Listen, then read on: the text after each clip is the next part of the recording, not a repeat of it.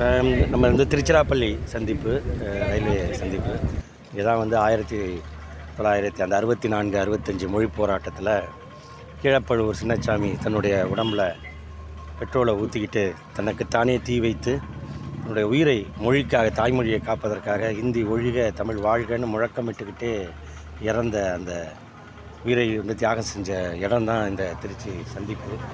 ஏன்னா இங்கே இந்த இந்தி மட்டுமே இந்தியாவின் ஆட்சி மொழி அப்படிங்கிறத 65 நடைமுறைப்படுத்துவதற்கு எல்லா நடவடிக்கைகளையும் மத்திய அரசு எடுத்த நேரத்தில் அதுக்கு எதிராக திராவிட முன்னேற்ற கழகத்துடைய அந்த போர்க்குணத்தில் தன் மகளுக்கு திராவிட செல்வி அப்படின்னு பேர் வச்ச கீழப்பழுவூர் சின்னசாமி கடிதம் எழுதி வச்சுட்டு இந்த மாதிரி இந்த மொழிக்காக என்னோடய உயிரை கொடுக்குறேன்ட்டு அவர் தொடங்கிய அந்த தன்னைத்தானே தியாகம் செய்கிறது தான். அதுக்கப்புறம் நிறையா கோடம்பாக்கம் சிவலிங்கம், விருகம்பாக்கம் அரங்கநாதன், அது மாதிரி விராலிமலை சண்முகம், மாயவரம் சாரங்கபாணி, கீரனூர் முத்து, இப்படி நிறைய பேர் தொடர்ச்சியாக தங்களுடைய உயிரை கொடுத்து இந்த மொழியை காத்தார்.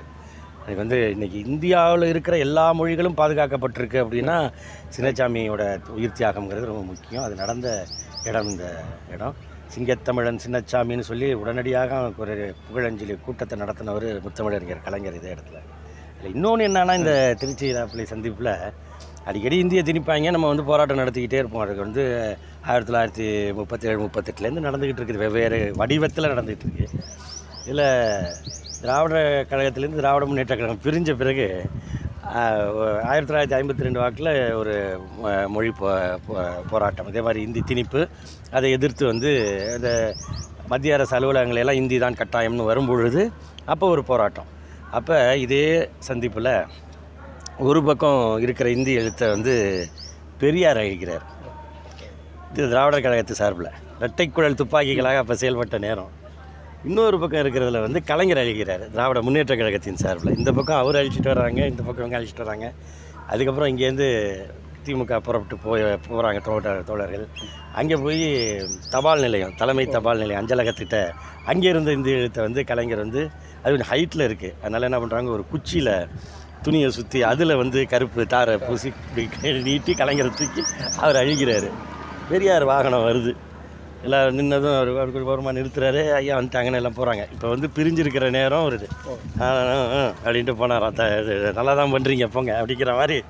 அது ஒரு இது. அந்த பல போர்க்களங்கள் இந்த திருச்சியில், அதாவது திருப்பு முனை அப்படின்னா மாநாடு தேர்தல் அது மட்டும் திருப்பு முனை இல்லை, வரலாற்றிலேயே இன்றைக்கி மொழியை காப்பதற்கு ஒரு பாதுகாப்பை உருவாக்கியிருக்கோம். சமீபத்தில் முதலமைச்சர் கூட அறிவித்தாங்கல்ல, ஹிந்தியை கூட தமிழில் எழுதி வச்சுருந்தாங்க.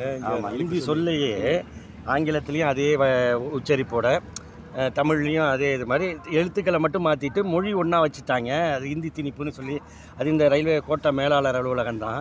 அதில் இந்த கர்த்தவ்யா தாஸ் அப்படின்னு ஒரு பேர் என்னமோ வச்சாங்க. அது என்னென்னா கடமை நுழைவாயிலாம், அதுக்கு பேர்.